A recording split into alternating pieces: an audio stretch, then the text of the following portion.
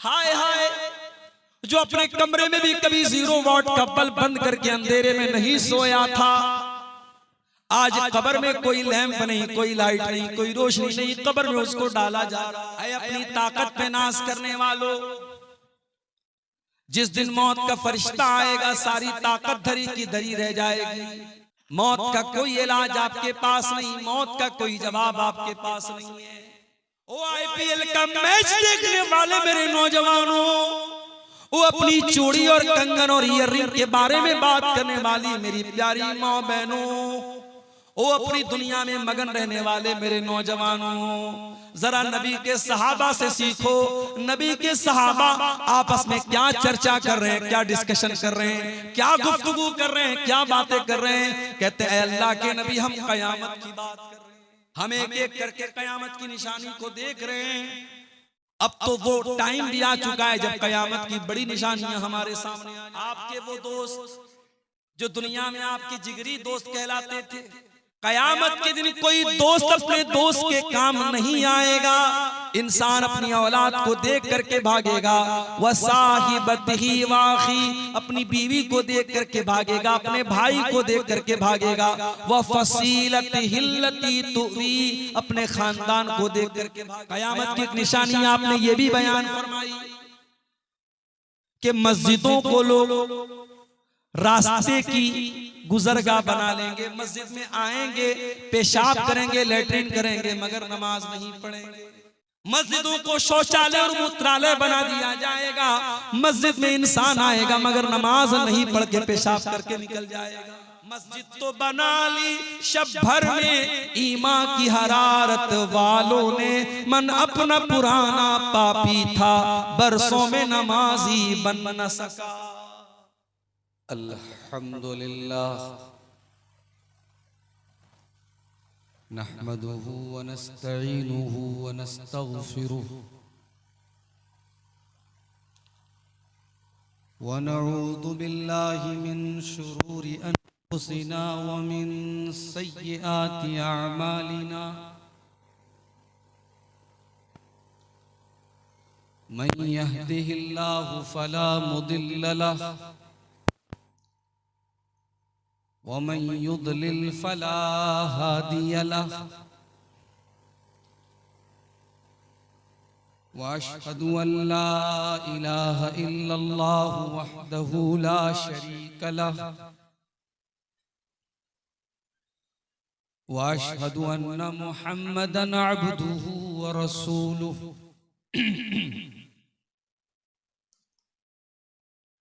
या अय्युहल्लज़ीना आमनुत्तक़ुल्लाह हक़्क़ तुक़ातिह वला तमूतुन्न इल्ला व अंतुम मुस्लिमून। या अय्युहन्नासुत्तक़ू रब्बकुमुल्लज़ी ख़लक़कुम मिन नफ्सिन वाहिदह वख़लक़ मिन्हा ज़ौजहा वबत्त मिन्हुमा रिजालन कसीरन व निसाअ वत्तक़ुल्लाहल्लज़ी तसाअलून बिही वल अर्हाम इन्नल्लाह कान अलैकुम रक़ीबा। या अय्युहल्लज़ीना आमनुत्तक़ुल्लाह वक़ूलू क़ौलन सदीदा युस्लिह लकुम अअमालकुम व यग़फिर लकुम ज़ुनूबकुम वमन युतिइल्लाह व रसूलहु फ़क़द फ़ाज़ फ़ौज़न अज़ीमा। अम्मा बअद फ़इन्ना ख़ैरल हदीस किताबुल्लाह व ख़ैरल हदी हदी मुहम्मदिन सल्लल्लाहु अलैहि वसल्लम व शर्रल उमूरि मुहदसातुहा व कुल्ल मुहदसतिन बिदअह व कुल्ल बिदअतिन ज़लालह व कुल्ल ज़लालतिन फिन्नार। अऊज़ु बिल्लाहि मिनश शैतानिर रजीम। बिस्मिल्लाहिर रहमानिर रहीम। इक़्तरब लिन्नासि हिसाबुहुम व हुम फी गफ़लतिन मुअरिदून।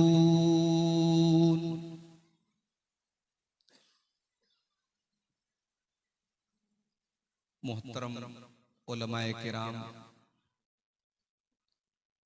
बुजुर्गों और दोस्तों, नौजवान साथियों, माओ और बहनों, प्यारे बच्चों, रात के तकरीबन 1:30 बज रहे हैं और आज का ये प्रोग्राम बहुत उतार चढ़ाव के बाद मैं समझता हूं इस जलसे की कमेटी की हिम्मत और उनके जज्बे को हमें सलाम पेश करना चाहिए। मौसम अच्छा नहीं था, 2 दिन से बारिश बिहार के कई इलाकों में हो रही है और आज सुबह भी अच्छी खासी बारिश हुई। एक बार तो ऐसा लगा कि शायद प्रोग्राम नहीं हो पाए। बनारस में मैं मदरसे में पढ़ा रहा था, मोबाइल मेरा साइलेंट था। जिम्मेदारों ने मेरे घर के मोबाइल पे कॉल करके कहा कि प्रोग्राम नहीं हो पाए। लेकिन फिर जब थोड़ा सा मौसम खुला, फिर फोन आया कि नहीं मौलाना आपको आना है, प्रोग्राम होगा।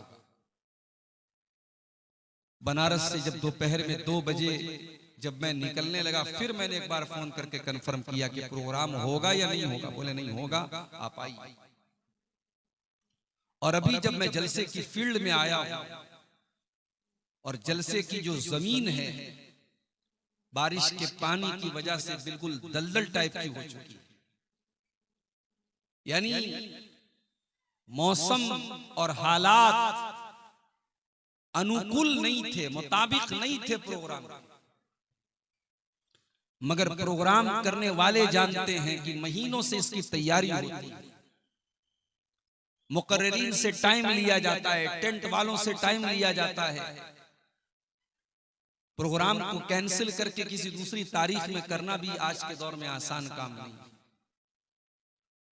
और अभी जब मैं स्टेज पर आया हूं, मुझे लोगों ने यह भी बताया कि प्रोग्राम मदरसा अनवारुल उलूम के चंदे के लिए था और जो चंदे की एक्सपेक्टेशन थी, जो उम्मीद थी, जो आशाएं थी, वो पूरी नहीं हुई।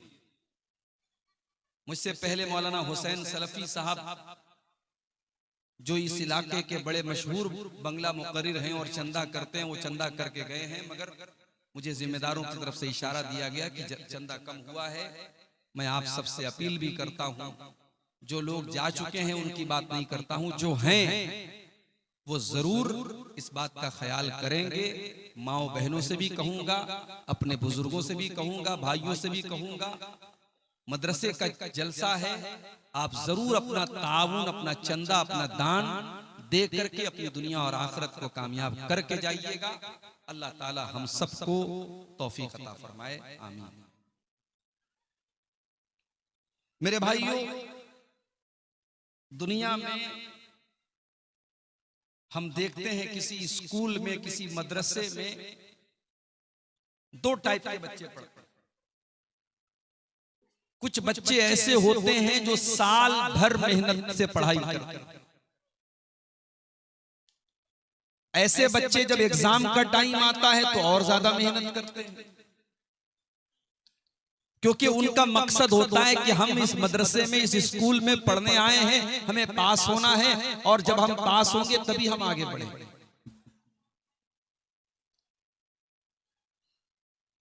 और मदरसे में दूसरे टाइप के बच्चे वो होते हैं जो साल भर तो पढ़ाई नहीं करते, मगर एग्जाम का टाइम जब करीब आता है तो उनको भी ये एहसास होता है कि अगर मैंने पढ़ाई नहीं की, मैंने मेहनत नहीं की तो मैं फेल हो जाऊंगा।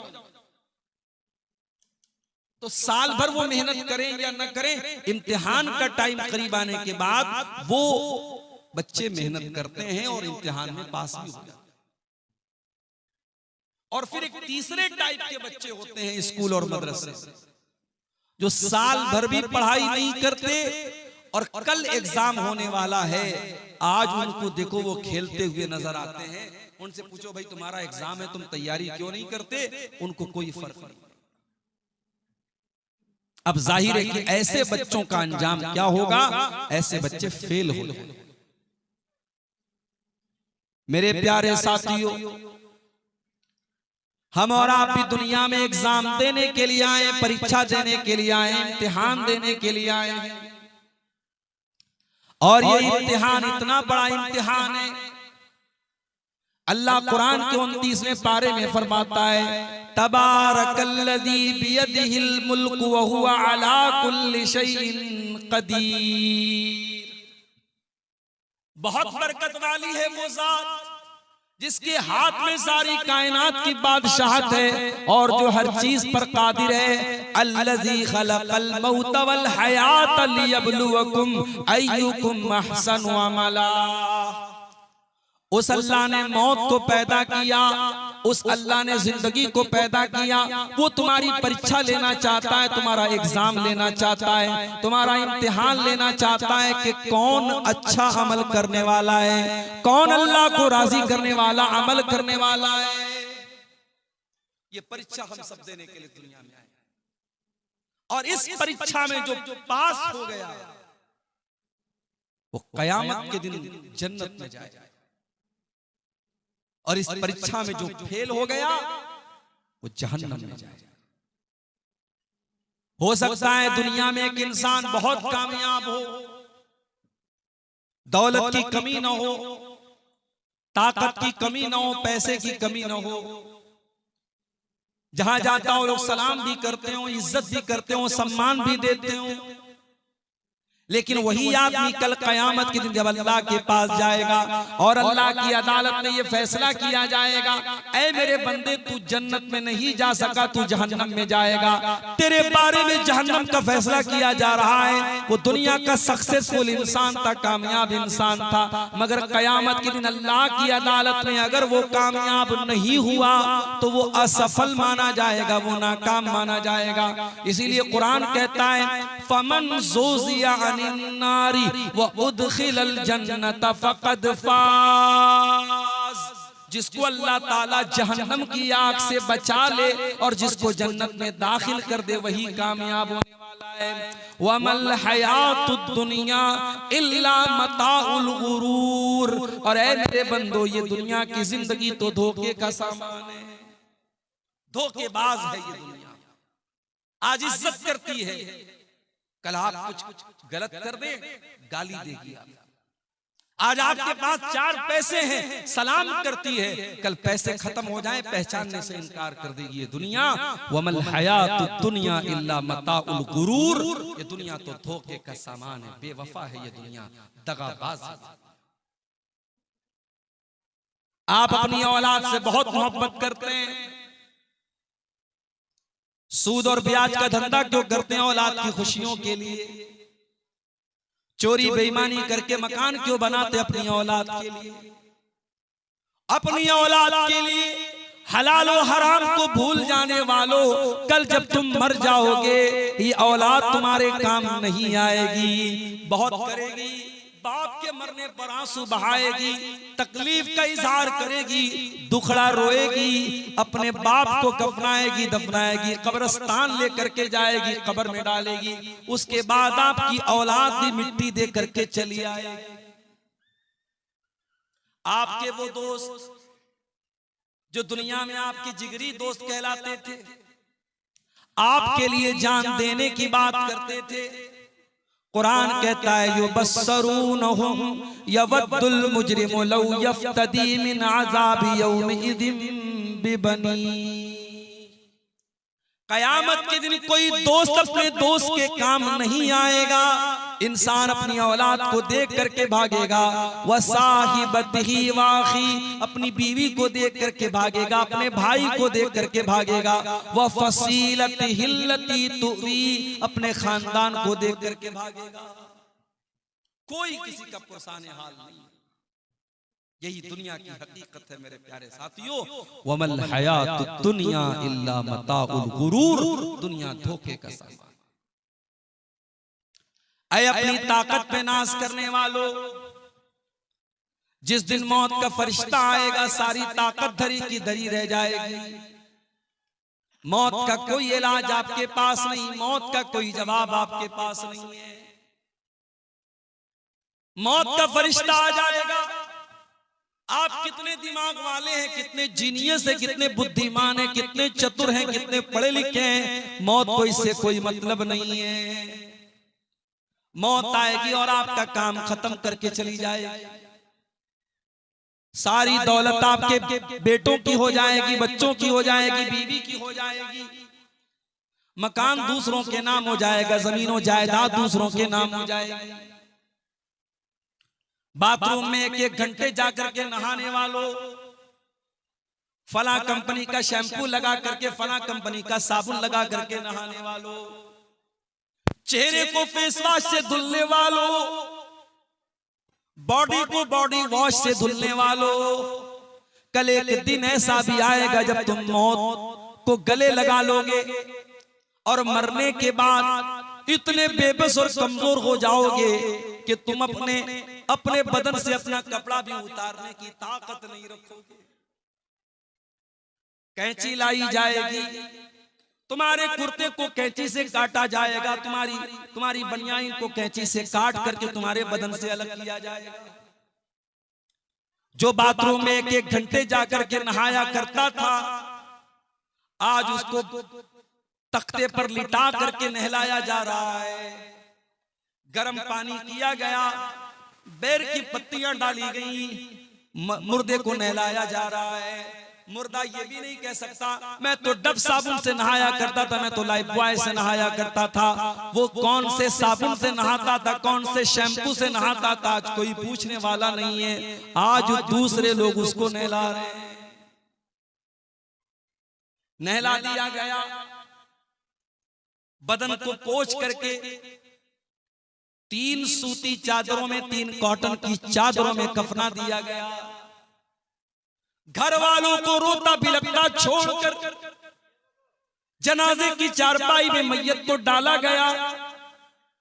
मैयत को कब्रिस्तान लेके जाया जा रहा है। रिश्तेदार मैयत की चारपाई को कांधा दे रहे हैं।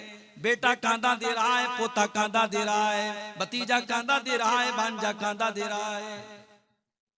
जो अपनी स्कॉर्पियो से, अपनी फॉर्च्यूनर से गांव-गांव, नगर-नगर घूमा करता था, आज 4 लोगों के कंधे पर सवार होकर के उसकी चारपाई कब्रिस्तान जा रही है। कब्रिस्तान पहुंच गया, कब्र तैयार है, कब्र में मैयत को उतारा जा रहा है। हाय हाय, जो अपने कमरे में भी कभी 0 वॉट का बल्ब बंद करके अंधेरे में नहीं सोया था, आज कब्र में कोई लैंप नहीं, कोई लाइट नहीं, कोई रोशनी नहीं, कब्र में उसको डाला जा रहा है। उसमें जहरीले जानवर भी आ सकते हैं, उसमें सांप और बिच्छू भी आ सकते हैं। उस कब्र के अंदर उसको उतारा जा रहा है। कब्र में उतारा गया, बेटे की आंखों में आंसू है। बेटा अपने बाप से बहुत मोहब्बत करता है, मगर बेटा अपने बाप की कब्र में जाने को तैयार नहीं है। बीवी अपने शौहर से बहुत मोहब्बत करती है। 4 महीना 10 दिन तक बीवी इद्दत गुजारेगी। शौहर का जनाजा जा रहा है, बीवी बहुत रो रही है, मगर बीवी ये नहीं कह सकती ओ लोगों मेरे शौहर के साथ मुझे भी कब्र में लेके चले जाओ। नहीं, वहां न बीवी काम आएगी, न बच्चे काम आएंगे, न दौलत काम आएगी। वहां आपका ईमान काम आएगा, वहां आपका अमल काम आएगा। अल्लाह के नबी फरमाते हैं जब इंसान को मौत आती है, 3 चीजें उसके पीछे पीछे जाती हैं। माल जाता है, औलाद जाता है, औलाद जाती है, अमल जाता है। मरते ही माल अपना रिश्ता तोड़ देता है। जैसे ही सांस की डोर थम गई, जैसे ही दिल की धड़कन रुक गई, माल ने रिश्ता तोड़ दिया, माल दूसरों का हो गया। औलाद कब्र तक साथ देती है। लेकिन कब्र में मिट्टी डालने के बाद औलाद भी चली जाती है। अब कब्र में जब मुनकर नकीर आएंगे और आपसे सवाल करेंगे, मन रब्बू का, तेरा रब कौन है, मन नबियों का, तेरे नबी कौन है, माँ दीनों का, तेरा दीन क्या है। मेरे प्यारे भाइयों, उस कब्र की तारीकी में इन 3 सवालों का जवाब आपको खुद ही देना पड़ेगा, खुद ही देना पड़ेगा। मेरे नौजवानों, ये हीरोगिरी छोड़ दो, ये सड़कों पर तमाशे लगाना छोड़ दो, ये लड़कियों को छेड़ना छोड़ दो, ये बेगैरती और बेहयाई छोड़ दो। कब्र में आपको आपकी नेकियां काम आएंगी और आपके गुनाह सजा का सबब बनेंगे। मेरे प्यारे वमल हयातुद दुनिया इल्ला मताउल गुरूर। कुरान कहता है ये दुनिया तो धोखे का सामान है। ये दुनिया देखने में बहुत बड़ी लग रही है, मगर आखिरत में इस दुनिया की कोई हैसियत नहीं होगी। अल्लाह के नबी उदाहरण देते हैं, मिसाल देते हैं, एग्जाम्पल देते हैं। एक आदमी को लाया जाएगा कयामत के दिन, यूता बिअनामि अहली दुनिया, वो दुनिया में बहुत ऐशो आराम से रहने वाला होगा। पूरे बानी कोल में उससे बड़ा किसी का मकान नहीं होगा, उससे ज्यादा किसी के घर में दौलत नहीं होगी, उसके घर में 4 व्हीलर की कमी नहीं, उसकी औलाद भी बहुत खूबसूरत, उसके लड़के लड़कियां भी बहुत खूबसूरत, उसका मकान भी बहुत शानदार। न दौलत की कमी, न ताकत की कमी, न हुस्न जमाल की कमी, बहुत ऐशो आराम से रहता था। लेकिन अल्लाह की अदालत में वो जहन्नम में जाने वाला था। अल्लाह के नबी फरमाते हैं, उस इंसान को लाया जाएगा फयुस्बगु सबगतन फिन्नार, और एक पल के लिए जहन्नम में डाला जाएगा। मैं तो बनारस का, हमारे यहाँ कपड़े का काम होता है। ये जो हम कपड़ा पहनते हैं ना, इसमें जो एक एक धागा होता है, इसका पूरा प्रोसेस मैंने अपनी आंखों से, ये हमारे घर का कारोबार है, हमारे बाप दादा ये काम करते चले आए। ये जो कपड़े का धागा होता है ना, उसको डाई करते हैं, कलर करते हैं। तो पानी को पहले खौलाते हैं, और पानी जब बिल्कुल खौलने लगता है उसमें कलर डालते हैं, और उसमें बहुत सारा केमिकल भी डालते हैं।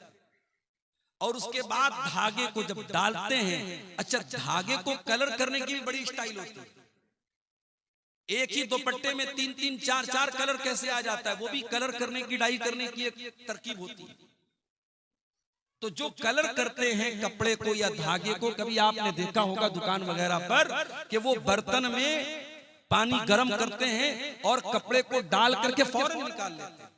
फौरन क्यों निकाल लेते? ताकि कलर ज्यादा ना हो जाए, ज्यादा गहरा ना हो जाए। जितना कलर हमें चाहिए उतना ही कलर हमको मिलना चाहिए। अल्लाह के नबी के अल्फाज पर गौर करो। एक आदमी दुनिया में बहुत ऐशो आराम से रहता था, न पैसे की कमी, न खाने पीने की कमी, न दौलत की कमी, न मकान की कमी, न सवारी की कमी। उस इंसान को एक पल के लिए अल्लाह ताला जहन्नम में डालेगा। जिस तरीके से कपड़े की रंगाई करने वाला कपड़े को बर्तन में डाल करके निकाल लेता है, धागे को डाल करके निकाल लेता है, अल्लाह ताला जहन्नम में डाल करके एक पल के लिए निकालेगा। अल्लाह पूछेगा, मेरे बंदे, हल रायत खैरन कत्तु हल मर्रा बिका नईमुन कत्तु, ऐ मेरे बंदे, क्या कभी तूने कोई भलाई देखी, क्या कभी तूने कोई नेमत देखी, क्या कभी तूने कोई सुख देखा, क्या कभी तूने कोई खुशी देखी, क्या कभी तूने कोई ऐशो आराम देखा? सारी जिंदगी ऐशो आराम में गुजारने वाला वो इंसान कहेगा, मा रायतु खैरन कत्तु, ऐ अल्लाह, मैंने कभी कोई भलाई नहीं देखी, मैंने कभी कोई सुख नहीं देखा, मैंने कभी कोई ऐशो आराम नहीं देखा। एक पल के लिए, सिर्फ एक, मैं मिनट भी नहीं कह सकता, मैं सेकंड भी नहीं कह सकता, एक सेकंड का भी कितना हिस्सा था मैं नहीं जानता। एक पल के लिए जहन्नम में डालने के बाद इंसान दुनिया का सारा सुख चैन भूल जाएगा। होटल में खाना बचा हुआ है, जिसको जरूरत है, भूख लगी है, 50 रुपया में पेट भर के खाना है, जिसको जरूरत है वो जाके खा ले। वमल हयातुद दुनिया इल्ला मताउल गुरूर। गौर करो मेरे प्यारे साथियों, आखिरत के मुकाबले में दुनिया की क्या औकात है। इसीलिए अल्लाह के नबी एक दिन सहाबा के साथ जा रहे थे, रास्ते में एक मरी हुई बकरी का बच्चा पड़ा हुआ था। आपने सहाबा से कहा, छोटे छोटे कान वाला बकरी का बच्चा था, मरा हुआ बच्चा था। आपने फरमाया कि कौन इस बकरी के मरे हुए बच्चे को 1 दिरहम में खरीदेगा। सहाबा ने कहा, अल्लाह के नबी, ये तो वैसे भी छोटे छोटे कान वाला ऐबदार है और मरा हुआ है, 1 दिरहम की आप बात करते हैं, अगर इसको कोई फ्री में देगा तो भी हम खरीदने को तैयार हैं। क्या जवाब दिया जनाबे मोहम्मद रसूलुल्लाह ने, जरा गौर से सुनना मेरे प्यारे साथियों। आपने फरमाया, लद्दुनिया अहवनु अलल्लाहि मिन ज़ालिक, ऐ मेरे सहाबा, इस मरे हुए बकरी के बच्चे से भी ज्यादा ये दुनिया अल्लाह की नजर में हकीर है। अल्लाह की नजर में इस मरे हुए बकरी के बच्चे की जो वैल्यू तुम्हारी नजर में, उससे ज्यादा वैल्यू दुनिया की अल्लाह की नजर में नहीं है। और हम और आप दुनिया के लिए मरे जा रहे हैं। हाय दुनिया, हाय दुनिया, दुनिया की औरत, दुनिया की दौलत, दुनिया की ताकत, दुनिया का नशा, दुनिया हमको बर्बाद की हुई है मेरे प्यारे। हजरत उमर के पोते को देखो, सालिम बिन अब्दुल्ला नाम था, हरम में तवाफ करने के लिए जा रहे हैं। उस दौर का बादशाह जिसका नाम हिशाम बिन अब्दुल मलिक था, उसने देखा बहुत भीड़ लगी है, लोग मुसाफा कर रहे हैं, लोग मिलने आ रहे हैं। पूछा कौन है? कहा हजरत उमर के पोते हैं सालिम बिन अब्दुल्ला।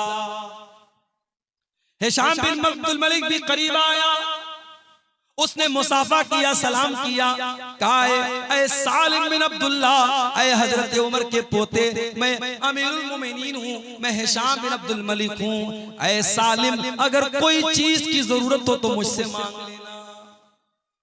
सालिम ने कहा, अमीरुल मोमिनीन, खाने काबा के पास खड़ा हूं, अल्लाह के घर के पास खड़ा हूं। ऐ सालिम, मुझे शर्म आती है कि अल्लाह के घर में खड़ा होकर के मैं अल्लाह के सिवा किसी और से कुछ मांगूं, मैं यहां आपसे कुछ नहीं मांग सकता। सालिम ने तवाफ किया, हिशाम ने भी तवाफ किया। तवाफ कंप्लीट करने के बाद जब सालिम बिन अब्दुल्ला हरम के बाहर निकले, हिशाम बिन अब्दुल मलिक ने उनका हाथ पकड़ा, कहा ऐ सालिम, अब तो आप हरम के बाहर आ चुके हैं, आप तो मस्जिद हराम के बाहर आ चुके हैं। सल्नी हाजतन, अब कोई सवाल करना हो तो मुझसे कर लो, कोई चीज मांगना हो तो मुझसे मांग लो। कहा अमीरुल मोमिनीन, क्या मांगू आपसे? दुनिया की कोई चीज मांगू या आखिरत की कोई चीज मांगू? कहा ऐ सालिम, आखिरत की कोई चीज देने के काबिल तो मैं नहीं हूं, हाँ दुनिया की कोई चीज अगर चाहिए तो मैं देने को तैयार हूं। कहा अमीरुल मोमिनीन, मा सालतु दुनिया मिम्मन यमलिकुहा फकैफ असअलुहा मिम्मन ला यमलिकुहा। ऐ अमीरुल मोमिनीन हिशाम बिन अब्दुल मलिक, मैंने तो दुनिया का सवाल उस जात से भी नहीं किया जो दुनिया की मालिक है, मैंने तो अल्लाह से भी दुनिया का कोई सवाल नहीं किया, मैंने दुनिया की कोई चीज अल्लाह से भी नहीं मांगी, मैं उससे क्यों दुनिया मांगू जो दुनिया का मालिक भी नहीं है। जो दुनिया का मालिक है अल्लाह तबारक व तआला, मैंने तो दुनिया उससे भी नहीं मांगी है। ऐ हिशाम बिन अब्दुल मलिक, मैं आपसे दुनिया क्यों मांगू, आप तो दुनिया के मालिक भी नहीं है। मेरे प्यारे साथियों, ये हजरत उमर के पोते की सोच है, ये सालिम बिन अब्दुल्ला की सोच। और आगे बढ़िए, हारून रशीद का दौर है। हारून रशीद के दौर में एक बहुत बड़े आलिम थे जिनका नाम इब्ने सम्माक था। एक मर्तबा हारून रशीद इब्ने सम्माक से मिलने के लिए आया। उस दौर के जो उलमा होते थे वो दरबारी नहीं होते थे, बादशाह की चापलूसी नहीं करते थे, बादशाह का चप्पल नहीं उठाते थे। आज आप देख लो, हुकूमत कोई फैसला करती है तो हुकूमत के जो चमचे हैं वो हुकूमत की तारीफों के पुल बांटते कि बहुत अच्छा फैसला किया। फैसला गलत हो सही हो इससे मतलब नहीं है, उन्हें हुकूमत के हर फैसले की तारीफ करना है। आज भी ऐसे दरबारी मुल्ला और ऐसे दरबारी उलमा आपको मिल जाएंगे। इब्ने सम्माक बहुत अल्लाह वाले बंदे थे। हारून रशीद मिलने के लिए आया, उन्होंने हारून रशीद को कोई प्रोटोकॉल नहीं दिया, कोई सम्मान नहीं दिया। हारून रशीद ने कहा, इब्ने सम्माक आप इस दौर के बहुत बड़े आलिम हैं, मुझे कुछ नसीहत कर दीजिए, मुझे कुछ समझा दीजिए, मुझे प्यार से कुछ बातें बता दीजिए। इब्ने सम्माक ने कहा, अमीरुल मोमिनीन मैं दो सवाल आपसे करना चाहता हूं। पहला सवाल ये है, मान लीजिए आप सहरा में हैं, रेगिस्तान में हैं और बहुत जोर की आपको प्यास लगी है, इतनी तेज प्यास लगी है कि पानी नहीं मिला तो आप मर जाएंगे। इतने में एक इंसान आपको सहरा में नजर आता है, उसके हाथ में एक कटोरा पानी है, वो कटोरा लेकर के आपके पास आता है और कहता, ऐ हारून रशीद मैं एक कटोरा पानी आपको देने को तैयार हूं, शर्त ये है कि आप अपनी आधी हुकूमत मुझको दे दीजिए। ऐ अमीरुल मोमिनीन अपने दिल पे हाथ रख के बताइए कि आप अपनी जान बचाएंगे या आधी हुकूमत दे करके अपनी जान बचाएंगे या हुकूमत को बचा लेंगे। हारून रशीद ने कहा, जान से बढ़ के कोई चीज नहीं, अगर जान जा रही है प्यास के मारे मैं एक कटोरा पानी के लिए अपनी आधी हुकूमत दे दूंगा और उससे पानी ले ले। कहा, अमीरुल मोमिनीन पानी आपने पी लिया, अब वो पानी आपकी बॉडी में आपके शरीर में जाकर के फंस गया, पेशाब का रास्ता बंद हो गया, पेशाब नहीं हो रहा है, आप तकलीफ से बेचैन हैं, पेशाब की नाली जाम है, पेशाब नहीं निकल रहा है, आपको इतनी तकलीफ है कि अगर आपको पेशाब नहीं हुआ तो आप तड़प तड़प करके मर जाएंगे। इतने में एक इंसान आता है और कहता, ऐ हारून रशीद मेरे पास ऐसी दवा है, मेरे पास ऐसा तरीका है, मैं आपको वो दवा दे दूंगा, आपका पेशाब जो फंसा हुआ है, आपके बदन में जो पानी फंसा हुआ है वो बाहर निकल जाएगा, आपको रिलैक्स मिल जाएगा, आपको आराम मिल जाएगा, मगर शर्त यह कि आपको अपनी आधी हुकूमत मुझको देना पड़ेगा। ऐ हारून रशीद अब सच्ची बताना कि आप अपनी जान बचाएंगे या आप हुकूमत बचाएंगे। कहा, अगर ऐसी सिचुएशन आ जाए, ऐसी कंडीशन आ जाए, जान का खतरा आ जाए, अगर पेशाब नहीं हुआ तो मेरी जान चली जाएगी, ऐसी सूरत में मैं आधी हुकूमत दे करके अपनी जान बचा लूंगा। कहा, अमीरुल मोमिनीन आज के बाद इस हुकूमत पर कभी नाज मत कर। ऐ अमीरुल मोमिनीन हारून रशीद अपनी हुकूमत पर कभी नाज मत करना, आपकी हुकूमत की हैसियत एक कटोरा पानी और पेशाब के चंद कतरे से ज्यादा नहीं है, इस हुकूमत की वैल्यू से ज्यादा नहीं।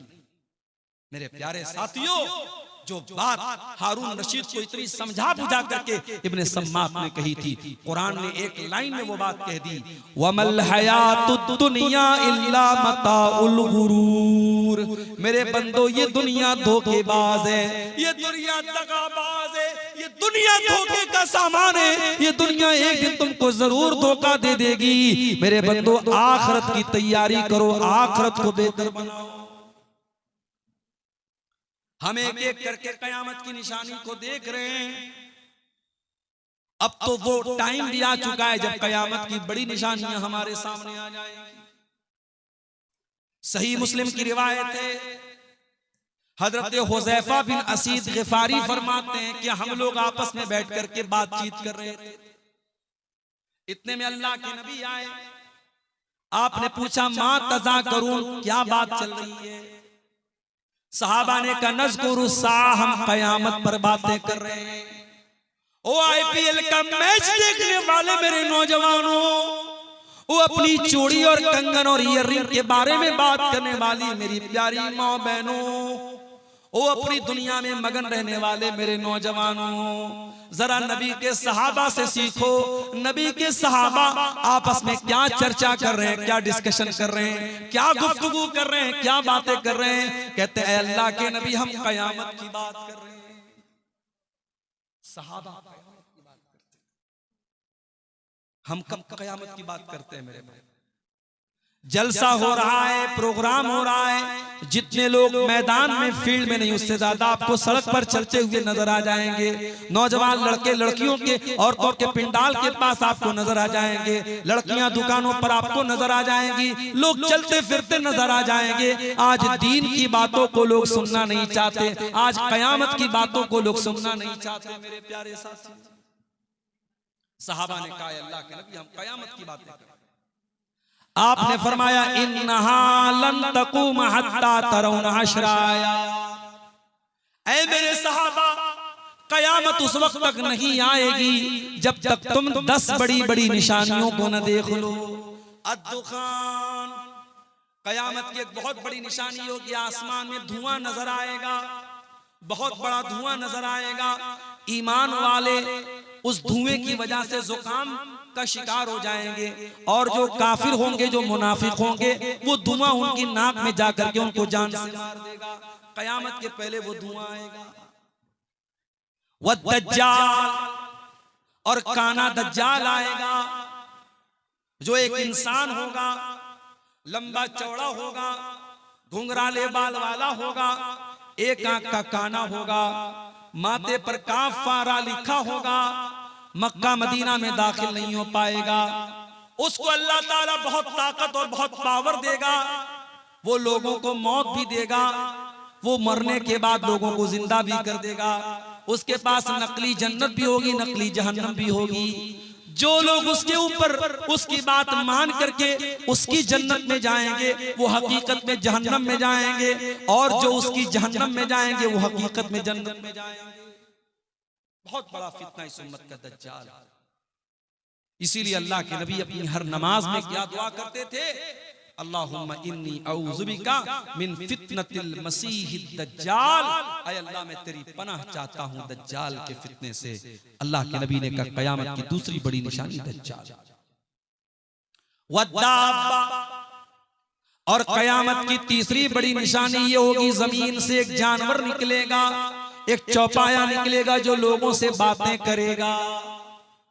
वतुलू शम्स मिन मगरिबिहा, और कयामत के दिन सूरज पश्चिम से निकलेगा। और जब सूरज पश्चिम से निकलेगा, कोई तौबा कर ले उसकी तौबा अल्लाह क्या कबूल नहीं की जाएगी, कोई कलमा पढ़ ले उसका कलमा अल्लाह क्या नहीं माना जाएगा, कोई ईमान ले आए उसके ईमान लाने से उसको कोई बेनिफिट, कोई लाभ नहीं मिलेगा। कयामत के दिन सूरज पश्चिम की तरफ से। व नुज़ूल ईसा इब्न मरियम, और ईसा इब्न मरियम जमीन पर नाजिल होंगे, उतरेंगे।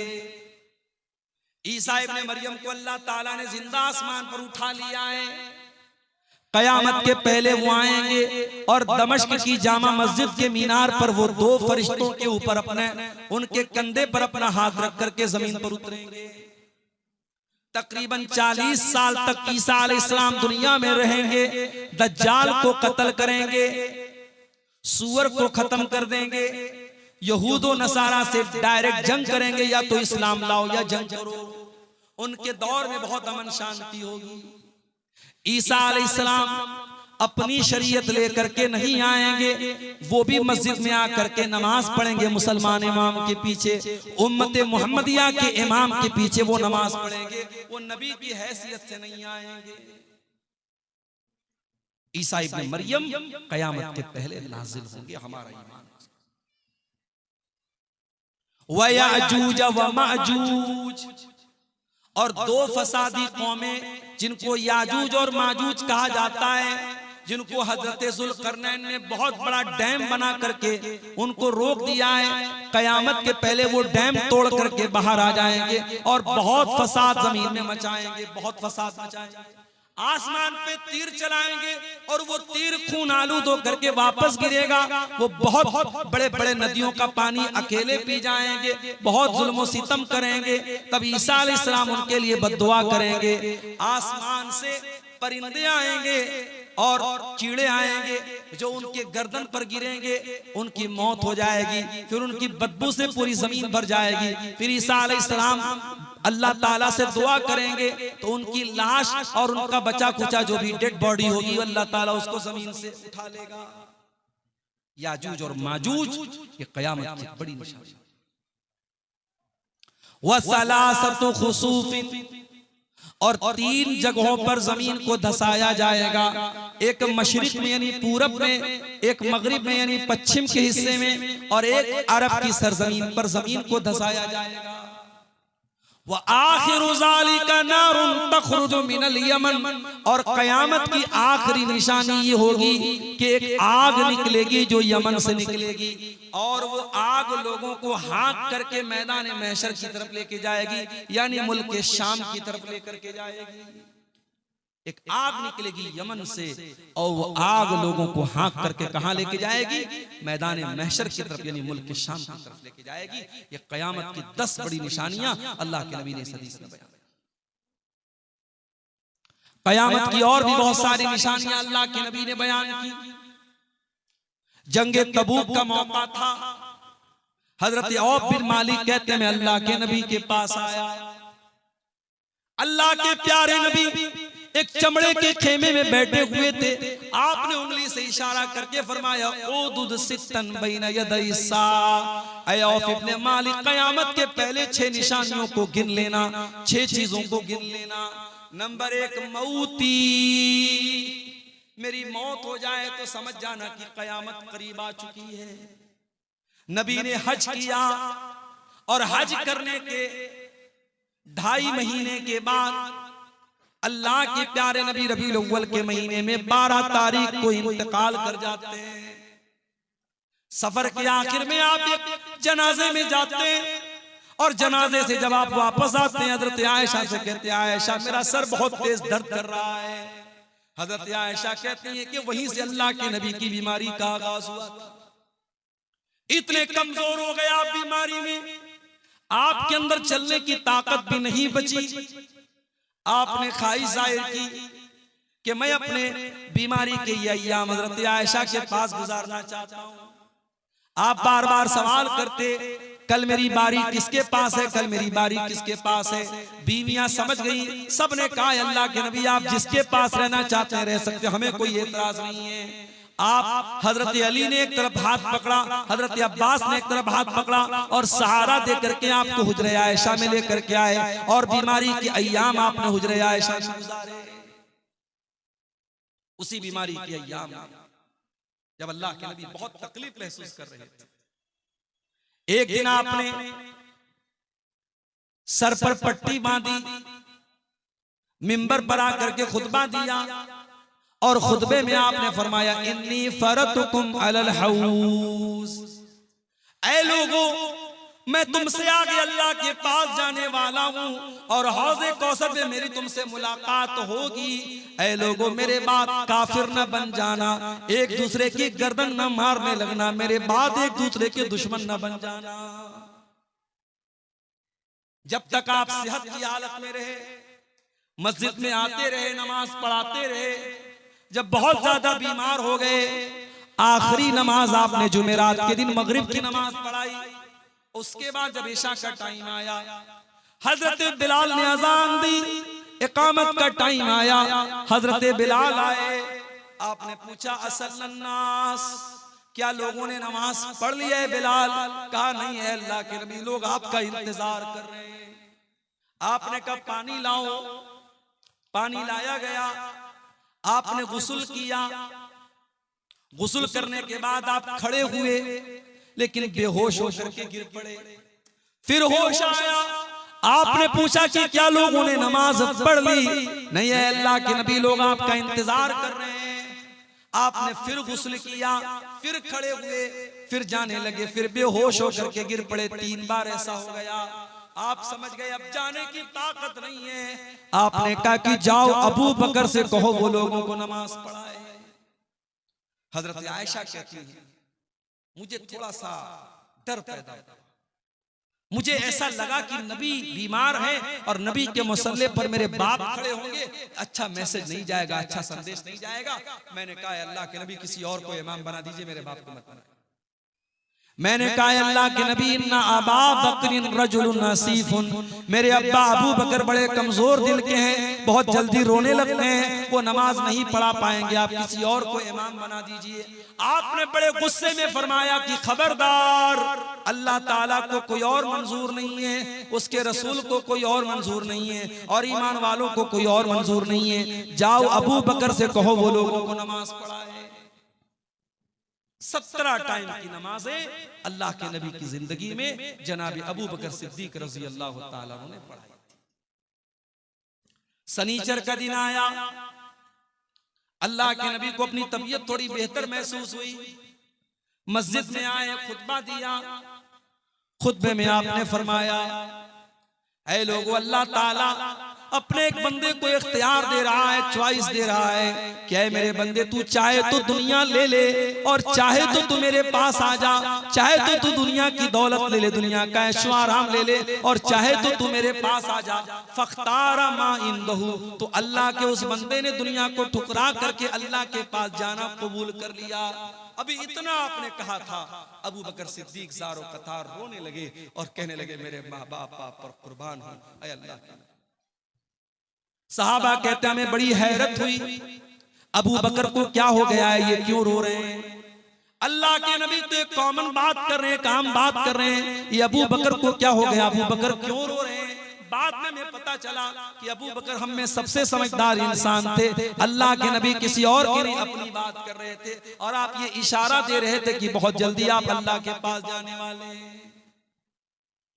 उसी खुतबे में आपने फरमाया कि ऐ लोगों, मेरे ऊपर सबसे ज्यादा अगर किसी ने एहसान किया है अपने माल के जरिए, अपनी सोबत के जरिए, तो अबू बकर ने किया है। मस्जिद में जितने लोगों के खिड़की दरवाजे हैं, सबके दरवाजे बंद कर दिए जाएं सिवाय अबू बकर के। इतवार का दिन आया, इंतकाल के एक दिन पहले सारे हथियार वगैरह आपने मुसलमानों को वक्फ कर दिया। आजकल वक्फ का बड़ा मसला चल रहा है। आने वाले दौर में आपका कब्रिस्तान, आपकी मस्जिद, आपका मदरसा, अगर कागज आपके पास मजबूत नहीं है, नाजायज कब्जा कर लिया जाए। इसलिए अपने कागज को बहुत मजबूत करो, अपनी तहरीर को मजबूत करो।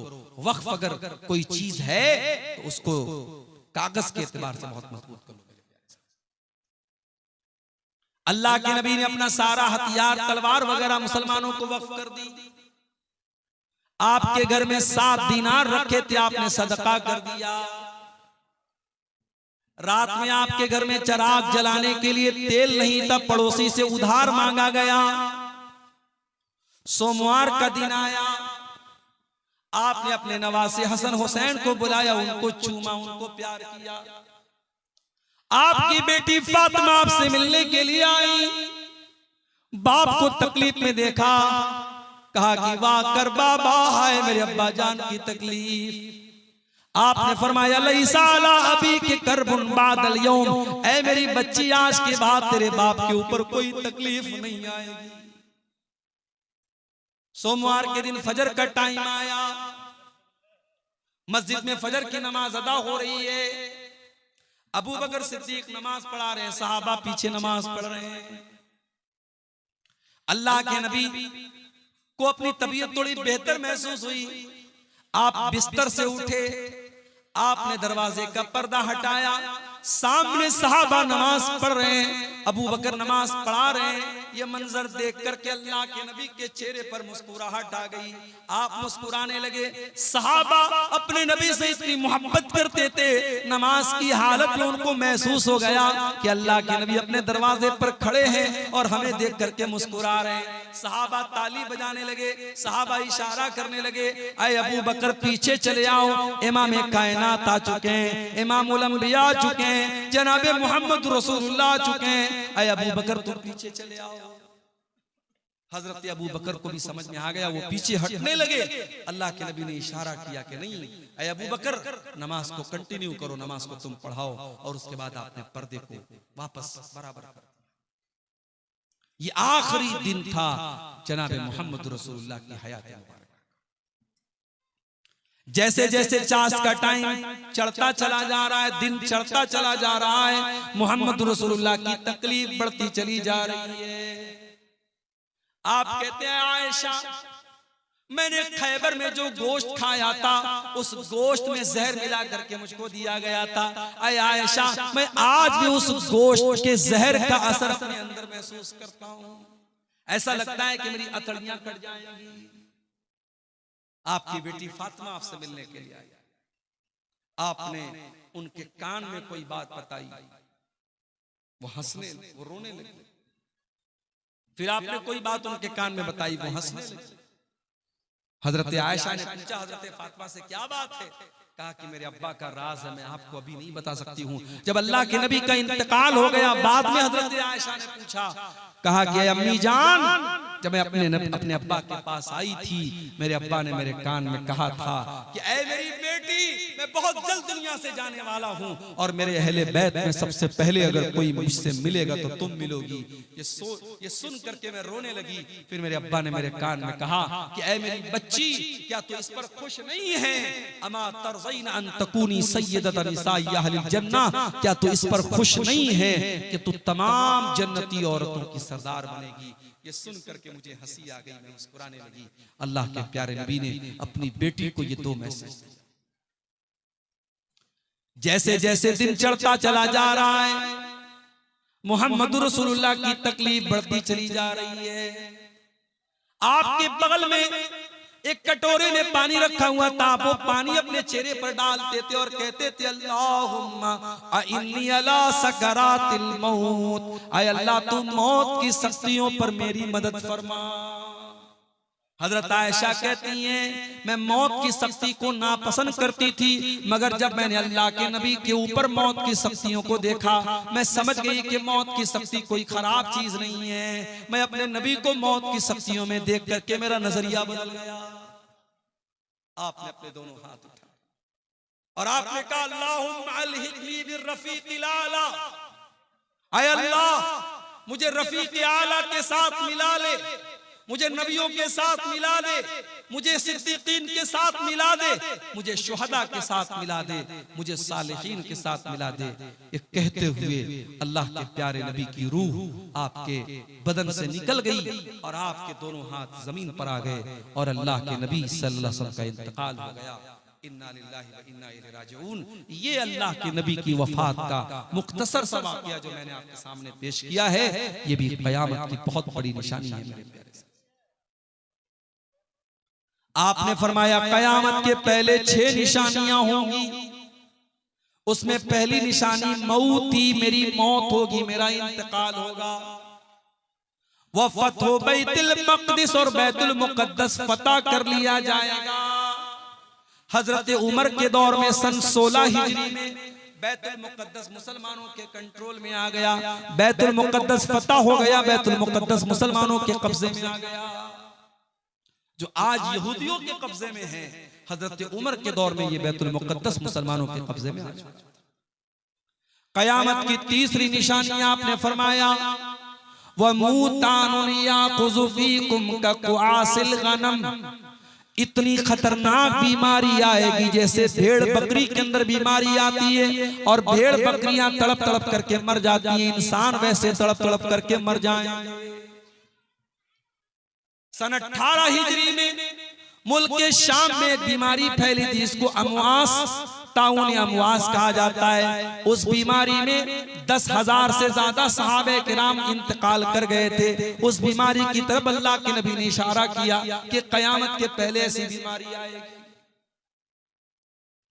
उसके बाद आपने फरमाया वस्तिफाज़तुल माल, और क़यामत के पहले माल बहुत ज्यादा फैल जाएगा, पैसा लोगों के पास बहुत ज्यादा आ जाएगा। हत्ता युतर रजुलु मिअता दीनारिन फयज़ल्लु साखितन, एक इंसान को 100 दीनार दिया जाएगा तब भी नाराज रहेगा। 100 दीनार, 100 सोने के सिक्के की वैल्यू भी उसकी नजर में कुछ नहीं होगी। उसके बाद आपने फरमाया सुम्मा फितनतुन फिर अरब के अंदर एक बहुत बड़ा फितना होगा, ला यबका बैतुम मिनल अरब इल्ला दखलतहु, अरब के हर घर में वो फितना दाखिल हो जाएगा। आपने अरब का नाम लिया, चूंकि आप उस वक्त जिन लोगों को बात बयान कर रहे थे वो अरब के लोग थे। आज के दौर में ये हदीस हमारे ऊपर भी लागू होती है कि ऐसा फितना आ जाएगा जो हर घर में दाखिल हो जाएगा। जैसे मोबाइल का फितना, जैसे सोशल मीडिया का फितना है। दीनदार आदमी है, दाढ़ी वाला है, नमाजी है, माथे पर सजदे का निशान है, उसके फेसबुक पर भी नंगी तस्वीर आ जाए, उसके यूट्यूब पर भी बेहुदा फोटो और वीडियो आ रहे हैं। और अब तो हमारे यूट्यूबर हजरात की मेहरबानी है, अब तो तकरीरों के थंबनेल भी इतने गंदे और इतने नापाक बनाए जा रहे हैं कि देख करके शर्म आता है। क्या ये फितना नहीं है? ये बहुत बड़ा फितना है मेरे प्यारे साथ। कहते हैं कि कुत्ते की दुम सीधी हो सकती है, इंसान अगर जिद्दी हो तो कभी सीधा नहीं हो सकता। 1000 बार मना किया जा चुका है, उलमा मना करते हैं, मुकर्रिरीन मना करते हैं कि मत करो ये काम। अपनी व्यूअरशिप बढ़ाने के लिए गंदे और गलत सलत थंबनेल मत लगाओ, मगर ये यूट्यूबर हजरात बाज नहीं आते। अभी इसी कटिहार का एक यूट्यूबर, मेरी एक तकरीर पर उसने थंबनेल लगाया, मैंने वक्फ बोर्ड के बारे में कुछ, वक्फ बिल के बारे में कुछ बातें बोली थी एक तकरीर में, उसने थंबनेल लगा दिया नीतीश कुमार का फोटो, मोदी जी का फोटो और कई नेताओं का फोटो लगा करके उसने बिल्कुल गलत मैसेज दे दिया मेरी तकरीर का। और बाद में इंडिया न्यूज वाले ने भी उस क्लिप को चलाया कि मौलाना भड़का रहा है मुसलमान। ये नहीं समझते कि इनके बनाए जाने वाले इन थंबनेल से कितनी मुसीबत में पड़ सकता है बयान करने वाला। और जब हम पाबंदी लगाते कि मत लगाओ, इन यूट्यूबरों को मत कैमरा लगाने दो, तो ये नाराज होते हैं कि साहब हमको क्यों मना किया। अल्लाह हम सबको सही समझ दे मेरे प्यारे साथियों। आज मोबाइल भी इस दौर का बहुत बड़ा फितना बन चुका है। नबी ने फरमाया ऐसा फितना पैदा होगा, हर घर में दाखिल हो जाएगा। हर लड़का इस्तेमाल करेगा, हर लड़की इस्तेमाल करेगी, 70 साल का बूढ़ा इस्तेमाल करेगा, 5 साल का बच्चा इस्तेमाल करेगा। आज देख लो सब इस्तेमाल कर रहे हैं कि नहीं कर रहे। उसके बाद आपने फरमाया कयामत की एक निशानी ये भी होगी, सुम्मा हुदनतुन तकूनु बैनकुम व बैन बनिल अस्फर, तुम्हारे दरमियान और रूमियों के दरमियान सुलह होगी। फिर रूमी गद्दारी करेंगे और तुमसे लड़ने के लिए बहुत बड़ी फौज लेकर के आएंगे। 12 अलग अलग झंडों वाली फौज लेकर के 12 कंट्री के लोग तुमसे लड़ने के लिए आएंगे। और हर झंडे के नीचे 80,000 की फौज होगी, यानी लाखों की फौज तुमसे मुकाबला करने के लिए आएगी। अब इस हदीस का क्या मतलब है? बहुत सारी लड़ाइयां लड़ी जा चुकी हैं, हो सकता है आने वाले दौर में भी कोई ऐसा दौर आए जब इस तरीके से बहुत बड़ी फौज मुसलमानों के खिलाफ जंग करे। हो सकता है उसकी तरफ इशारा किया गया हो। अल्लाह के नबी ने इस हदीस में कयामत की 6 निशानियां बयान। कयामत की एक निशानी ये है कि नबी के इशारे पर चांद 2 टुकड़े हो जाएगा। इक़्तरबतिस्साअतु वंशक़्क़ल क़मर, कयामत करीब आ चुकी है। जब चांद फट करके 2 टुकड़े हो चुका है, जब मक्का के काफिरों के कहने पर नबी ने उंगली से इशारा किया था और चांदनी रात का पूरा चांद 2 टुकड़े हो गया था, और एक चांद का टुकड़ा पहाड़ी के एक तरफ नजर आया और एक टुकड़ा एक तरफ नजर आया। और हिंदुस्तान के एक राजा ने भी वो मंजर देखा था जो बाद में ईमान ले आया था। तारीख में, इतिहास हमें यह भी बताता है कि चांद के जब 2 टुकड़े हुए तो भारत की सरजमीन से एक राजा ने देखा था, इसका नाम राजा दीबल लिखा है मुर्रिखीन ने, और वो सिंध का राजा था जो बाद में ईमान में ले आया था। मेरे प्यारे साथियों, चांद का 2 टुकड़े होना ये भी कयामत की निशानी है। कयामत की एक निशानी ये भी अल्लाह के नबी ने बयान फरमाई। जिहालत बहुत ज्यादा फैल जाएगी, इल्म उठा लिया जाएगा। आज इल्म कैसे उठ रहा है आप देख लीजिए। मदरसे में पढ़ाने वाले टीचरों की कमी है, मदरसे में पढ़ने वाले बच्चों की कमी है। ना हमारे बच्चे मदरसों में पढ़ना चाहते हैं, ना अच्छी सलाहियत वाले मदरसों में पढ़ाना चाहते हैं। आज ये मदरसे जो चल रहे हैं, अगर ये मदरसे भी बंद हो गए, कल कौन आपको कुरान पढ़ाएगा, कौन आपको हदीस पढ़ाएगा? मेरे प्यारे भाइयों, अगर ये मदरसे भी बंद हो गए, कल आपके बच्चों को, कल आपकी आने वाली नस्लों को कुरान पढ़ाने वाला कोई नहीं बचेगा। आपके मरने पर कोई जनाजा पढ़ाने वाला नहीं होगा। आपकी बच्ची के निकाह पर कोई निकाह पढ़ाने वाला नहीं होगा। जाहिल लोग निकाह पढ़ाएंगे, जाहिल लोग नमाज पढ़ाएंगे, जाहिल लोग जनाजा पढ़ाएंगे। जाहिलों का दौर हो जाए। आज आप देख ले, अब तो माशाल्लाह एआई का दौर आ गया। आईफोन आपके पास है, उसमें एआई है। श्री बताओ ईशा की नमाज में कितनी रकात है, श्री आपको बता देगी ईशा में कितनी नमाज है।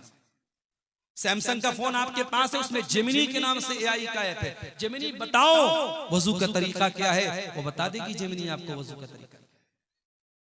अभी एक नया एआई टूल आया है गुरु के नाम से, उससे जो पूछो वो जवाब दे देता है। अब लोग कहते हैं मौलाना लोगों की अब हमें जरूरत नहीं है, अब तो हमें एआई से पूछना। याद रखो मेरे प्यारे साथियों, यह मोबाइल जितनी तरक्की कर जाए और एआई का दौर आ जाए, तब भी आपको उलमा की जरूरत पड़ेगी, क्योंकि एआई वही बातें बयान करेगा जो उसके डेटाबेस में डाली गई होंगी। वो अपनी इंटेलिजेंस से, अपने ज़हानत के जरिए जवाब देगी। उसका जवाब गलत भी हो सकता है, उसका फतवा गलत भी हो सकता है। आपको उलमा की बहरहाल जरूरत पड़ेगी, क्योंकि कुरान कहता है फस्अलू अहल ज़िक्र इन कुंतुम ला तालमून, अगर तुम्हें कोई मसला मालूम नहीं है तो तुम उलमा से सवाल। अल्लाह के नबी फरमाते हैं कयामत के पहले ऐसा दौर आएगा, उलमा को अल्लाह ताला उठा लेगा। आज बिहार की सरजमीन से बड़े बड़े उलमा इंतकाल करते चले जा रहे हैं। झारखंड के बड़े आलिम थे मौलाना अब्दुल अजीज हक्कानी, इंतकाल कर गए। बिहार के, यूपी के, बंगाल के जितने बड़े बड़े उलमा जो वाकई में आलिम थे वो दुनिया से जाते चले जा रहे हैं, इंतकाल होता चला जा रहा है। अब वो लोग बच्चे जिनके पास इल्म उतना नहीं है, इतना मजबूत इल्म नहीं है, कयामत के पहले उलमा दुनिया से चले जाएंगे। हत्ता कि वो दौर आ जाएगा लोग जाहिलों को अपना सरदार बना लेंगे, जाहिलों से फतवा पूछेंगे और जाहिलों के फतवों का जवाब देंगे, और वो खुद भी गुमराह होंगे और दूसरों को गुमराह करेंगे। कयामत की एक बहुत बड़ी निशानी इल्म का उठा लिया जाएगा। कयामत की एक निशानी ये भी होगी, बेईमान लोगों को ओहदा दिया जाएगा, कुर्सी दी जाएगी, जिम्मेदारी दी जाएगी। आपने फरमाया इज़ा ज़ुय्यतिल अमानतु फंतज़िरिस साअह, ऐ मेरे सहाबा जब अमानत को बर्बाद कर दिया जाए तो कयामत का इंतजार करना। सहाबा ने कहा अल्लाह के नबी अमानत को कैसे बर्बाद कर दिया जाएगा? आपने फरमाया इज़ा वुस्सिदल अम्रु इला गैरि अहलिही, जब जिम्मेदारी ना अहल लोगों को दे दी जाए। मदरसे का नाज़िम कौन है? जो जाहिल है। मस्जिद का मुतवल्ली कौन है? जो एक टाइम की नमाज नहीं पढ़ता है। जमात का अमीर कौन है? जिसके पास ईमानदारी और दीनदारी नहीं है। आज ये जमात के, मस्जिद के, मदरसे की जिम्मेदारियां और ओहदे नालायक लोगों के हाथ में भी जा रहे हैं। मेरे प्यारे भाइयों, अगर ये जिम्मेदारी ना अहल लोगों को दे दी जाए तो समझ जाओ ये कयामत के करीब होने की निशानी है। कयामत की एक निशानी आपने ये भी बयान फरमाई, गंगा उल्टी बहेगी। जो हमारे यहाँ एक मुहावरा बोला जाता है गंगा उल्टी बहेगी, क्या मतलब? आपने फरमाया सयाती अलन्नासी सनवातुन खद्दात, एक ऐसा दौर भी तुम्हारे ऊपर आएगा जब धोखे का साल आ जाएगा, धोखाधड़ी आ जाएगी, सच्चे को झूठा माना जाएगा, झूठे को सच्चा माना जाएगा, ईमानदार को बेईमान कहा जाएगा, बेईमान को ईमानदार कहा जाएगा। वयंतिकु फीहा रुवैबिज़ा, और घटिया इंसान, नालायक इंसान बड़ी बड़ी बातें करेगा, बड़े बड़े मैटर में बातें करेगा, जो घटिया और नालायक इंसान होगा। कयामत की एक निशानी बेपर्दगी और बेहयाई बहुत ज्यादा फैल जाएगी। आपने फरमाया मेरी उम्मत के दो किस्म के लोग ऐसे होंगे जो जहन्नम में जाएंगे। कौमुन माहुम सियातुन काज़नाबिल बकर यज़रिबून बिहन्नास, ऐसे लोग आएंगे जिनके हाथ में कोड़ा होगा, और वो कोड़े से लोगों को मारेंगे, लोगों पर अत्याचार करेंगे, लोगों पर जुल्म करेंगे। आज इस्राइल और फलस्तीन के हालात देख लो मेरे प्यारे साथियों। आज फलस्तीन पर इस्राइल का हमला होता है और ड्रोन हमला होता है और बम बरसाए जाते हैं, और वीडियो में हम देखते हैं इतना खतरनाक धमाका होता है कि जमीन से लोग उछल करके हवा में उड़ने लगते हैं। छोटे छोटे बच्चों की लाशों के चित्र उड़ जाते हैं, औरतों की लाशों के चित्र उड़ जाते हैं, मगर दुनिया वालों के ऊपर कोई फर्क नहीं पड़ता। जालिम जुल्म करेगा और कोई रोकने वाला, कोई टोकने वाला नहीं। वनिसाउन कासियातुन नारियातुन मुमीलातुन माइलातुन, और कयामत के पहले ऐसी औरतें सामने आएंगी जो कपड़ा पहनने के बावजूद नंगी होंगी। आज बॉलीवुड की फिल्मों ने हमारे मुल्क का वो कल्चर बना दिया है कि आज हालात ये हो गए कि औरत के बदन का कोई पार्ट अब प्राइवेट पार्ट नहीं रह गया। अब तो कहा जाने लगा कि औरत के बदन का प्राइवेट पार्ट सिर्फ उसकी किडनी और लीवर बचा, उसके बदन का कोई पार्ट अब प्राइवेट नहीं बचा है। इतना नंगा कर दिया गया औरत को, ऐसा लिबास पहना दिया गया औरत को कि अब उसके बदन की कोई चीज छुपी हुई नहीं है। कासियातुन आरियातुन, ऐसी औरतें सामने आएंगी जो कपड़ा पहन करके नंगी। अब तो आम बात, मुसलमानों के घरों में ऐसे कपड़े पहने जा रहे हैं जिसमें औरत का बदन नजर आ रहा है, औरत का शरीर नजर आ रहा है। मुमीलातिन माइलातिन, ऐसी औरतें गैर मर्दों को अपनी तरफ आकर्षित करेंगी, खींचेंगी, और जब रास्ते में चलेंगी तो उनकी चाल भी बेहया औरतों की तरह चलने वाली होगी। औरत की चाल से पता चल जाता है कि ये बेहया औरत है या अच्छी औरत है, दीनदार औरत है, उसकी चाल बता देती है। रूसुहुन्ना कास्निमतिल बुख्तिल माइला, उनका हेयर स्टाइल ऐसा होगा जैसे ऊंट का कुहान होता है। ला यदखुलुल जन्ना, ऐसी औरतें जन्नत में नहीं जाएंगी, और जन्नत में जाना तो बहुत दूर की बात है। वला यजिदना रिहा, ऐसी औरतें तो जन्नत की खुशबू भी नहीं पाएंगी। कयामत की एक निशानी अल्लाह के नबी ने यह भी बयान फरमाई, अंतलिदल अमत रब्बतहा, कि माँ अपने बच्चे को जन्म नहीं देगी बल्कि माँ अपनी मालकन को जन्म देगी। यानी जो औलाद पैदा होगी वो माँ बाप पर हुकूमत करेगी। बेटी माँ पर हुक्म चलाएगी, बेटा बाप पर हुक्म चलाएगा।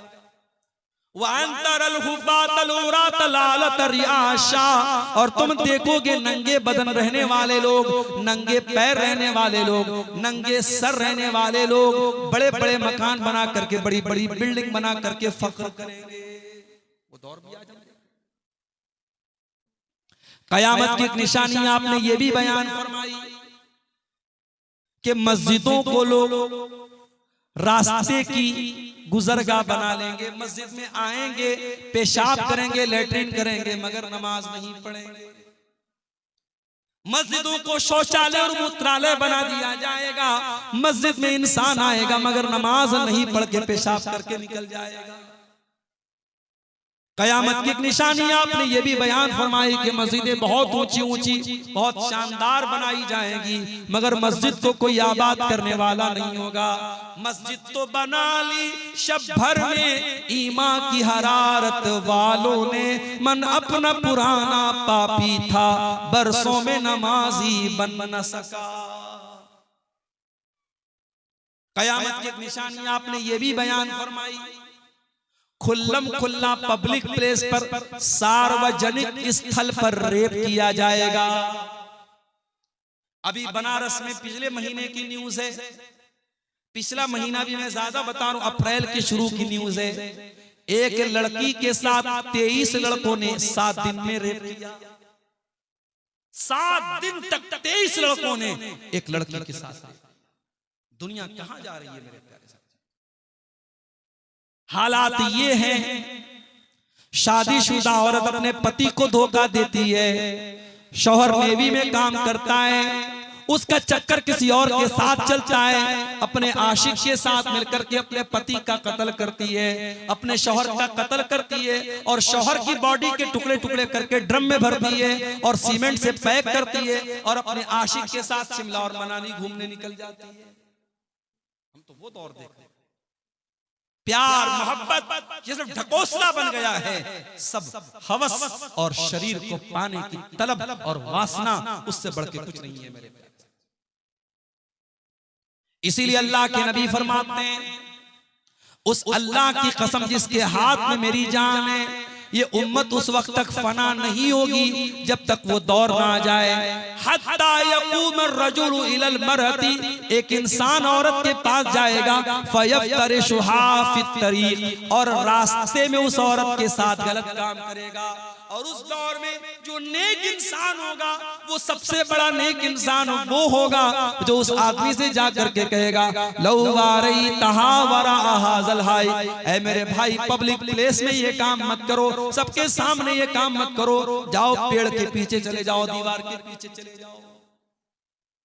आज कोई ऐसा शहर नहीं जहां ऐसे होटल न खुले हो, जिन होटलों के बारे में मशहूर है कि ये ज़िना के अड्डे होते हैं, और उन होटलों में आपको मुसलमान लड़के और मुसलमान लड़कियां भी ज़िनाकारी और बदकारी में मुलव्विस नजर आ जाएंगे। क़यामत की एक निशानी अल्लाह के नबी ने यह भी बयान फरमाई, इन्ना बैन यदै साति खुशूवत तिजारा, क़यामत के पहले बिजनेस बहुत ज्यादा फैल जाएगा, यहां तक कि औरत बिजनेस में अपने शौहर की हेल्प करेगी, मदद करेगी। दुकान खोलोगे, बीवी दुकान पर बैठेगी, काउंटर पर औरत बैठेगी, रिसेप्शन पर औरत बैठेगी। इतना ज्यादा बिजनेस फैल जाएगा कि औरत को बिजनेस में यूज किया जाएगा। वह तस्लीम अल खास, और खास खास लोगों को सलाम किया जाएगा, और रिश्तों को काटा जाएगा, रिश्तों को तोड़ा जाएगा। वह शहादत ज़ूर, और झूठी गवाही दी जाएगी। वह कितमान शहादतिल हक़ी, और सच्ची गवाही को छुपा लिया जाएगा। वह ज़ुहूर अल कलम, और मीडिया का बहुत दौर आ जाएगा, मीडिया की ताकत का दौर आ जाएगा। आज आप देख ले, मीडिया जिसको चाहता है आसमान पर उठा देता है, जिसको चाहता है जमीन पर गिरा देता है। मीडिया का बहुत बड़ा रोल आज अपने दौर में। क़यामत की एक निशानी अल्लाह के नबी ने यह भी बयान फरमाई, इम्रतस्सुफहा, बेवकूफ लोगों के हाथ में हुकूमत आ जाएगी। व कसरतश्शुर्ती, और पुलिस वाले बहुत ज्यादा हो जाएंगे। व क़त्अतल अरहाम, और रिश्तों को काटा जाएगा। वह बई अल हुक्मी, और फैसले बिकने लगेंगे, अदालत से पैसे के जरिए अपने मन का, अपने फेवर का फैसला करवाया जाएगा। वह इस्तिग़फ़ाफ़म बिद्दम, और इंसानी जान की वैल्यू बहुत कम हो जाएगी। बहुत छोटी छोटी बातों पर मर्डर होने लगेगा, हत्या होने लगेगी, छोटी छोटी बातों। आजकल अखबार आप पढ़िए, इतने छोटे छोटे मामलात पर आज हत्या हो जाती है, मत पूछिए। कोई बाइक लेके जा रहा है, रास्ते में उसकी बाइक पकड़ा, उसने बाइक देने से इनकार कर दिया, मर्डर कर दिया। 40-50 हजार की बाइक के लिए मर्डर कर देते हैं।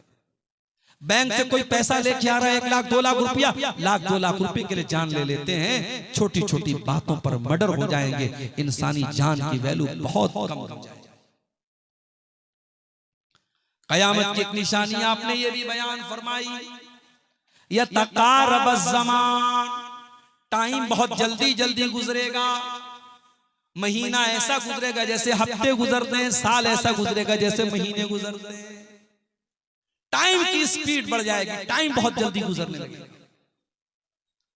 वह हत्ता यमुर्र अर्रजुलु बिक़ब्रि अर्रजुलि फयक़ूलु या लैतनी मकाना, क़यामत के पहले ऐसा नाजुक दौर आ जाएगा, इंसान दूसरे इंसान की कब्र के पास से गुजरेगा और कहेगा कि ऐ काश इस कब्र में मैं होता, मैं मर गया होता, मैं आज जिंदा न होता। इतना नाजुक दौर आ जाएगा, इंसान कब्रिस्तान में जाकर के मरने की दुआएं कयामत की एक निशानी अल्लाह के नबी ने यह भी बयान फरमाई, व नशवन यत्तखिज़ूनल कुरान मज़ामीरा, नौजवान लड़के कुरान को म्यूजिक बना लेंगे, कुरान को म्यूजिक की तरह पढ़ेंगे। कुरान को पढ़ने का तरीका सही नहीं होगा, वो म्यूजिक की तरह कुरान को पढ़ेंगे और ऐसे ही नौजवान को इमाम बनाया जाएगा, जो आलिम ना हो, जो समझदार ना हो, बस लोगों को गा गा करके कुरान पढ़ के सुनाता हो, जो तरन्नुम के साथ कुरान पढ़ के सुनाता हो, उसको कुरान पढ़ने का तरीका आता हो या ना होता हो, सिर्फ आवाज की बदौलत उसको इमाम बना दिया जाएगा। ये सारी निशानियां आज अपनी आंखों से हम देख रहे हैं। मेरे प्यारे, कयामत के पहले वो दौर भी आएगा, लयशरबन्ना नासु मिन उम्मतिल खम्र युसम्मुनहा बिगैरि इस्मिहा, मेरी उम्मत के लोग शराब पिएंगे, नाम बदल बदल करके शराब पिएंगे। कोई विस्की बोलेगा, कोई रम बोलेगा, कोई बियर बोलेगा, कोई दारू बोलेगा, शराब का नाम बदल बदल के शराब को पिया जाएगा। वयस्तहिल्लूनल हिरा वल हरीर, और रेशम को लोग हलाल समझने लगेंगे, रेशम का कपड़ा मुसलमान मर्द पहनेगा, और जिनाकारी को लोग हलाल कर लेंगे, जिना करने लगेंगे, और उनके सरों के ऊपर नाचने गाने वालियां नाचेंगी गाएंगी। आज ईयरफोन लगा करके, हेडफोन लगा करके गाना सुना जा रहा है। नबी की हदीस को सामने रखो, नबी ने उसी की तरफ इशारा किया, उनके सरों के ऊपर नाचने गाने वालियां नाचेंगी गाएंगी। आपने फरमाया जब ऐसा दौर आ जाएगा, यक्सिफुल्लाहु बिहिमुल अर्ज़ा, अल्लाह ऐसे लोगों को जमीन में दसा देगा, वयजअलु मिनहुमुल क़िरदत वल खनाज़ीर, और उनको सूअर और बंदर बना देगा। ये दौर भी आज हम देख रहे हैं। कयामत के पहले कैसा दौर भी आएगा, हलाल और हराम को लोग भूल जाएंगे। याती अलन्नासी ज़मानुन ला युबालिल मरउ मिन ऐना खज़ल माल, एक ऐसा जमाना आएगा लोग परवाह करना छोड़ देंगे, माल कहां से कमा रहे हैं, ड्रीम 11 से पैसा कमाया जाएगा। अभी मैं कोई वीडियो देख रहा था फेसबुक, कम से कम 10 बार ड्रीम 11 का प्रचार है कि अब तो ड्रीम 11 पर हर हफ्ते लखपति बनाया जाए।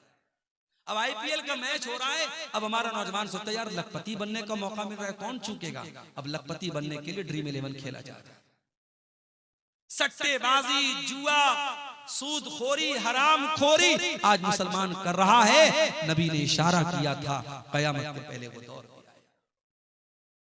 मेरे अजीजों, मेरे प्यारे साथियों, नबी ने जितनी पेशिन गोइयां की थी, जितनी भविष्यवाणियां की थी, जितनी निशानियां बताई थी, 100% आज वो सारी निशानियां हमारे सामने समझ में आ रही हैं, नजर आ रही हैं। अगर इन निशानियों को देखने के बाद भी हमारे दिल में कयामत का डर पैदा नहीं होता और हम कयामत की तैयारी नहीं करते, इसका मतलब कि ईमान बहुत कमजोर हो चुका है। मेरे साथी, मस्जिद के आगे या सामने से गुजरने पर क्या कहना चाहिए? मस्जिद के सामने से गुजरने पर कोई कुछ भी कहने की जरूरत नहीं है। मस्जिद में जब दाखिल हो, बिस्मिल्लाहि वस्सलात वस्सलामु अला रसूलिल्लाह, ये दुआ पढ़िए आप, और अल्लाहुम्मा अफ्तह ली अब्वाब रहमतिका, ये दुआ। मस्जिद में जब दाखिल हो तब, मस्जिद के सामने से गुजरने पर या मस्जिद के आगे से गुजरने पर कुछ भी पढ़ने की जरूरत नहीं है। मस्जिद में बिना मीटर लगाए बिजली का उपयोग करना सही है या गलत है? गलत है। बिजली की चोरी करना जिस तरीके से अपने घर में गलत है, वैसे ही मस्जिद में भी गलत है। मस्जिद में तो ज्यादा खतरनाक बात है, अल्लाह के घर का मामला है, इसलिए बिल्कुल ये गलत है। अगर कहीं ऐसा है तो उसको बिल्कुल बचना चाहिए। गाना बजाकर काम करना सही है या गलत है? तो कौन सी पूछने वाली बात है? एक गाना बजा के काम करेंगे आप तो जाहिर है कि आपके काम में शैतान भी दाखिल होगा, और शैतान जब आपके काम में दाखिल होगा तो जाहिर है बरकत को खत्म करेगा कि बरकत को बढ़ाएगा? बरकत को खत्म करेगा। लड़की एवं लड़का का शादी का अच्छा उम्र क्या है? इस्लाम में उम्र तो नहीं बताई गई। इस्लाम ने यह कहा कि जब लड़का लड़की बालिग हो जाए और शादी की जिम्मेदारी को उठाने के काबिल हो जाए। भाई कभी कभी ऐसा भी होता है लड़का 12 साल की उम्र में बालिग हो गया, लड़की 10 साल की उम्र में ही बालिग हो गई। बालिग तो हो गए, मगर शादी की जिम्मेदारी उठाने के लिए जो मैच्योरिटी है वो अभी उसके अंदर नहीं है। तो थोड़े मैच्योर हो जाएं, इस काबिल हो जाए कि हाँ वो जिम्मेदारी उठा लेंगे तो उनकी शादी करें। हाँ, भारत के कानून में लड़के की उम्र जो है 21 साल तय की गई है, लड़की की उम्र 18 साल। ये हमारे इंडिया का कानून है। शरीयत में उम्र का कोई पैमाना मुकर्रर नहीं किया गया।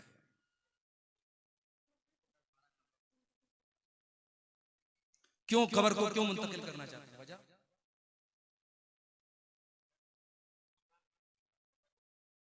देखिए, अगर कोई कब्रिस्तान में है, वो जमीन वो जगह कब्रिस्तान के तौर पे वक्फ की गई है, तो वहां पे घर बनाना हराम है, वहां पे घर बनाया ही नहीं जाएगा और घर बनाने के लिए कब्र को कहीं ट्रांसफर नहीं किया जाएगा।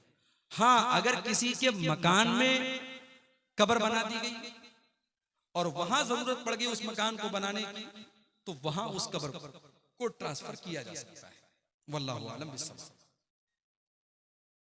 या इसी तरीके से अगर कहीं मस्जिद के अंदर कब्र है, पहले से पता नहीं था, बाद में मालूम हुआ कि कब्र मस्जिद के अंदर कोई कब्र है, तो चूंकि कब्र के ऊपर मस्जिद और मस्जिद के ऊपर कब्र बनाना जायज नहीं है, तो मस्जिद के अंदर से भी उस कब्र को ट्रांसफर करके कब्रिस्तान में लेके जाएगा। तो ये चंद बातें मैंने क़यामत की निशानियों के ताल्लुक से आपके सामने रखी हैं। मैं लगातार अभी इधर सफर भी हो रहे हैं, रातों में जागना, फिर सुबह क्लास भी करना, फिर अगले सफर पे निकल जाना। कभी सुबह का नाश्ता नहीं मिला, कभी दोपहर का खाना नहीं मिला, ऐसे ही जिंदगी गुजर रही है, सफर हो रहे हैं।